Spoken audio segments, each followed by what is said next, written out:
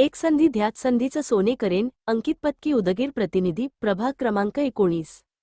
प्रभाग क्रमांक 19 चे उच्चशिक्षित शिंदे गटाचे उमेदवार अंकित पत्की यांनी उदगीरमध्ये आयोजित मॉर्निंग ग्रुपच्या बैठकीत नागरिकांशी संवाद साधताना प्रभावी भाषण केले. गेल्या 5 वर्षांच्या नगरसेवक कार्यकाळात आणि 4 वर्षांच्या प्रशासकीय काळात वार्डातील कामे ठप्प झाल्याचे त्यांनी यावेळी स्पष्टपणे नमूद केले. अंकित पत्की म्हणाले की मागील नगरसेवकाकडून वार्डातील साफसफाई, दैनिक कचरा व्यवस्थापन, रस्त्यांवरील खड्डे यांसारखी मूलभूत कामे देखील समाधानकारक झाली नाहीत.